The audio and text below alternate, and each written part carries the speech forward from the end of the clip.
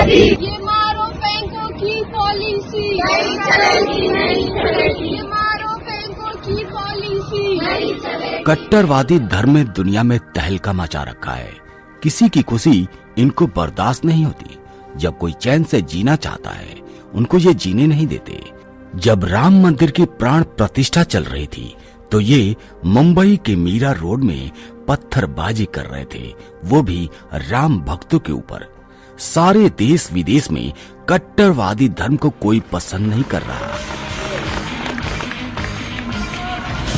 I proclaim the name of the Lord Jesus Christ over the capital of Texas. I stand against Islam and the false prophet Muhammad. Islam will never dominate the United States, and by the grace of God, it will not dominate Texas. इनका सभी विरोध कर रहे हैं। इस्लाम धर्म के लोग इनकी कट्टरवादी सोच से परेशान होकर इस्लाम धर्म को छोड़ रहे हैं। वहाँ पे मारते हैं लड़कियों को। लड़कियों को पाकिस्तान में मारते हैं, पानी नहीं पीने देते, उठा के ले जाते हैं। कौन उठा के लेके जाता है? मुसलमान। अल्लाह का नाम पढ़ाते हैं। आपको नहीं मन करता था ये सब करने का? हमारा भगवान भोलेनाथ है। हमारा भगवान भोलेनाथ है। उनका कहना है कि सनातन धर्म सबसे अच्छा धर्म है। मौलाना का कहना है इस्लाम के अंत का समय आ गया है। इसी डर के कारण इस्लाम के लोग सारी दुनिया को इस्लामिक बनाना चाहते हैं, चाहे वो पाकिस्तान हो, बांग्लादेश हो या फिर नेपाल हो। अब इनका टारगेट भारत देश है। ये भारत देश में सनातन को मिटाना चाहते हैं और इसे एक इस्लामिक देश बनाना चाहते हैं। दोस्तों, आप सभी को पता है कि चाइना ने इस्लाम धर्म को मिटाने के लिए सारे मस्जिदों को तोड़ दिया।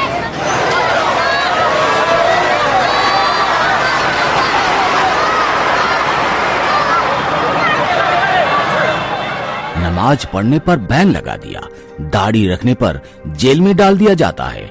इटली ने भी सारे मस्जिदों को तोड़ दिया, नमाज को बैन कर दिया। अगर इटली में नमाज पढ़ना है तो वहाँ की लोकल भाषा में पढ़ना पड़ेगा, ताकि ये पता चल सके कि नमाज में आप क्या बोल रहे हैं। सारी दुनिया को ये समझ आ गया है कि अगर सारी दुनिया में शांति चाहिए तो दुनिया से इस्लाम को बैन करना चाहिए।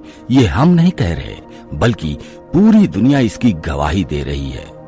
इजराइल ने इनका नामो निशान मिटा दिया है और इसी बीच एक खबर अंगोला से आई है।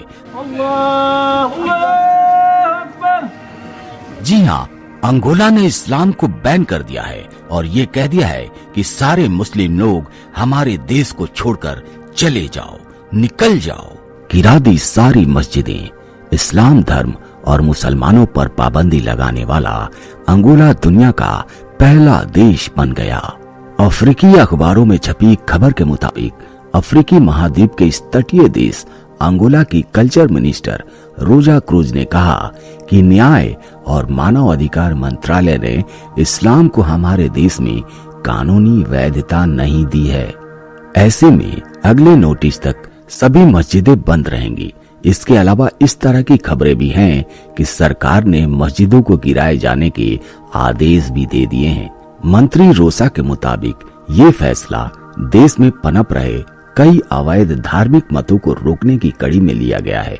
मंत्री ने यह बयान देश की संसद में दिया और कहा कि अंगोला की संस्कृति के खिलाफ जो भी मत है, उन्हें रोकने के लिए ये बहुत जरूरी था। इस्लाम के अलावा और भी कई मतों, संप्रदायों पर कानूनी रूप से बंदी की तलवार लटक रही है। इस बारे में मंत्री ने कहा कि हमने जिन संप्रदायों की लिस्ट निकाली है, उन पर सख्ती की जाएगी। इस फैसले के बारे में अंगोला के प्रेसिडेंट जोस अड्राहो सांतोस ने कहा है कि आखिरकार हमारे देश में इस्लामिक प्रभाव के अंत की आखिरी शुरुआत हो चुकी है। अंगोला में अधिकांश मुसलमान सुन्नी हैं। वे आम तौर पर पश्चिम अफ्रीका और मध्य पूर्व से विदेशी प्रवासी है। हालांकि कुछ स्थानीय धर्मांतरित हैं जिन्होंने अपना धर्म बदल लिया है। कई इस्लामिक संगठन मौजूद हैं जो मस्जिद, स्कूल और सामुदायिक केंद्र चलाते हैं। अंगोला में इस्लाम के विकास का संघ प्राथमिक धर्म परिवर्तन करने वाला संगठन है। इसका मतलब ये है कि वो चाहते हैं कि ज्यादा से ज्यादा लोगों को मुस्लिम बनाया जाए। मुस्लिम आंदोलन का प्रतिनिधित्व लुआंडा के आंदोलन मुसलमानों की सर्वोच्च परिषद द्वारा किया जाता है। आंदोलन सरकार कानूनी रूप से किसी भी मुस्लिम संगठन को मान्यता नहीं देती। नतीजा, देश में मस्जिदों को प्रतिबंधों का सामना करना पड़ रहा है और कई को सरकार द्वारा बंद कर दिया गया है। अंगोला सरकार ने मुसलमानों के बढ़ते कट्टरवादी सोच को देखते हुए उन पर सारी पाबंदियां लगा दी गई हैं। दोस्तों, सभी देशों को अंगोला देश से सीख लेनी चाहिए। जो भी देश की संस्कृति के विरुद्ध कार्य करेगा उसको बैन किया जाएगा। भारत में भी कुछ लोग भारतीय संस्कृति को नष्ट करने का प्रयास कर रहे हैं। हमने आपने सबने देखा होगा कि कैसे भगवान श्री राम के जन्मोत्सव पर, रामनवमी पर और भगवान हनुमान जी के जन्मोत्सव पर विधर्मियों ने पेट्रोल बम बरसाए। भारत सरकार से निवेदन ये है कि जो भी लोग भारतीय संस्कृति को नष्ट करने का प्रयास कर रहे हैं उन पर कड़े से कड़े सजा का प्रावधान होना चाहिए।